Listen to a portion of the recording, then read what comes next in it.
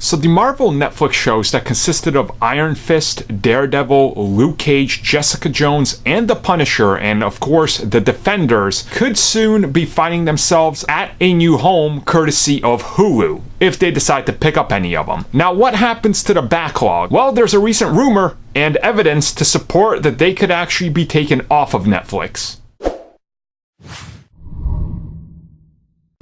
So to get to this story, we have to look at another show on Netflix, which is a Netflix original, which is a show called Chelsea. It's a talk show. It's much like one of those Netflix things. If you don't actively search for it, you'll never know it exists. It will never pop up on your feed, but it's there, much like many other shows that a lot of people don't know exist. And what recently happened was the fact that the show Chelsea decided to take a bunch of episodes and actually remove them and put them elsewhere. Now, reminder, this is a Netflix original TV series. So now the prevailing theory is once the contracts are up and once a certain amount of time has gone up, that the Defenders and all the other Netflix shows are going to be able to go elsewhere. Now, honestly, we don't know how this is going to be dealt with, and it's still very early on, and it's a lot of speculation, but you can understand that yes, they're Marvel characters, yes, they were over on Netflix, but they were produced by ABC Disney, so it's their shows. So the more likely scenario, to me at least,